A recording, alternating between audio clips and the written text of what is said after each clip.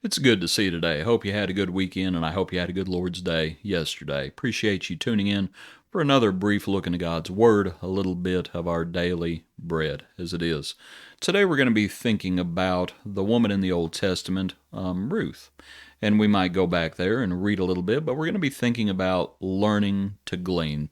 There are a number of points that we could make about Ruth, and of course, there's one big point that hopefully I'll remember to mention at the tail end. But let's go read a little bit concerning Ruth. Let's get over there. And we know from our studies, if I can actually get it up there, we know from our studies concerning Ruth, Ruth was from Moab. She was from Moab, and the situation was that there's a woman named Naomi. And Naomi and her husband in Ruth chapter 1, there had been a famine in Israel, and because of the famine, they had gone down to Moab. And while they were in Moab, their two sons married two women from Moab. Well, then the husband and the sons die, leaving Naomi with her two daughters-in-law. And word has come that there's once again bread in Israel. So she comes back from Moab, and both daughters come with her initially, and then she tells them to go back to Moab, that they should go back. One daughter does go back, but Ruth has that wonderful account in chapter 1, where Ruth says, effectively, where you go, I'm going, where you, and Ruth sticks with her. And to look at that account as she says, your God is my God. And Ruth the Moabitess comes to Israel. That brings us to chapter 2, verse 1. There was a relative of Naomi's husband, a man of great wealth of the family of Elimelech. His name was Boaz. So Ruth the Moabitess said to Naomi, please let me go to the field and glean heads of grain after him in whose sight I may find favor. She said to her, go, my daughter. Then she left and went and gleaned in the field after the reapers, and she happened to come to the part of the field belonging to Boaz, who was of the family of Elimelech. Now behold, Boaz came from Bethlehem, and said to the reapers, the Lord be with you. And they answered him, the Lord bless you. I think you see how they felt about Boaz. You might consider it. Boaz said to his servants who was in charge of the reapers, whose young woman is this? So the servant who was in charge of the reapers answered and said, it is the young Moabite woman who came back with Naomi from the country of Moab. And she said, please let me glean and gather after the reapers among the sheaves.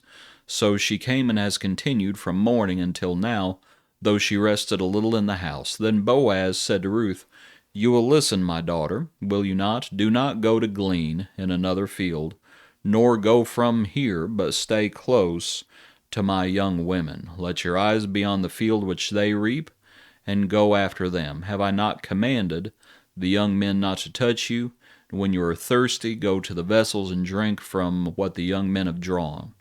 So she fell on her face, bowed down to the ground, and said to him, why have I found favor in your eyes, that you should take notice of me, since I am a foreigner? Boaz answered and said to her, it has been fully reported to me all that you have done for your mother-in-law since the death of your husband, and how you have left your father and your mother and the land of your birth, and have come to the people whom you did not know before, as we said a moment ago. So there she is, gleaning in the fields, as it is. What points can we make about gleaning? As you think about it, you had those who would go through the harvest. You had the workers, and then anything that they dropped or that they missed, the gleaners would come behind and would gather up. And it was a way of taking care of the poor, that the poor were allowed to glean in the fields, corners of the field, such things as that. So let's think about learning to glean. What sort of lessons would a person have to learn? Well, one is this. You glean even if it's only a little bit. Even if it's only a little. It is a great lesson in contentment.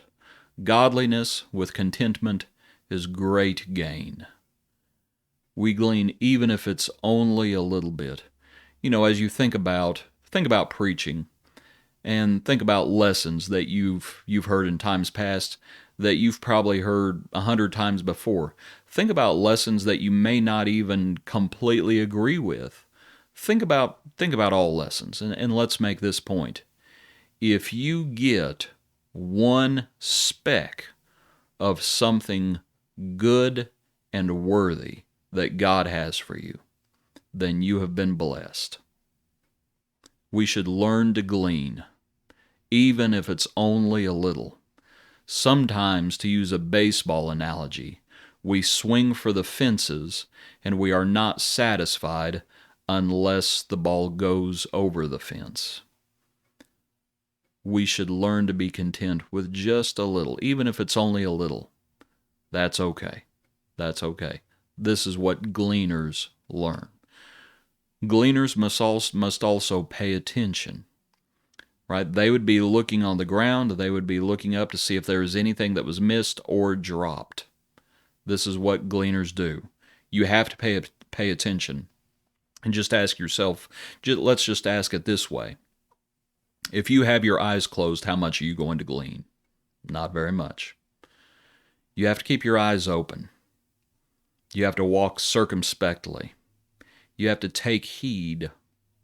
Some of those points we talked about in this past Sunday's lesson. Last Sunday morning we talked about overcoming temptation.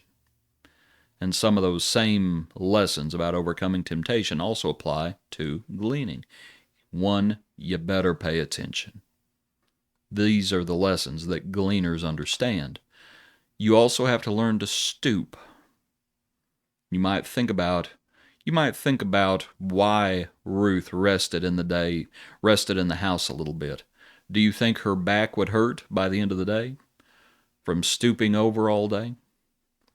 We have to learn to stoop. It is what servants do. This is what servants do. Learning to glean. We have to learn to stoop. And sometimes we stand a little too tall, and pride gets the best of us, and we better be real careful, and we better learn the lesson, learning how to stoop. Gleaners also understand you better hold on to what you have. And there she is, and she would keep it, in her dress somehow, using her dress as a basket perhaps, or maybe she had a basket. But namely, they were gleaning what others perhaps had dropped. Well, what if the gleaners drop it? Well, then I guess the birds of the air get it. You might think about the parable of the soils as it is. Remember how that ends. The good soil, it is those who hear the word and keep it. And this is what gleaners learn. You hold on to what you have. You hold on to what you have and you build on it. Sometimes what people do is they learn something for a time, and then they forget it. They learn something for a time, and then something replaces it. And it's effectively the same as they've forgotten it. They've given it away. They have not kept what they once had.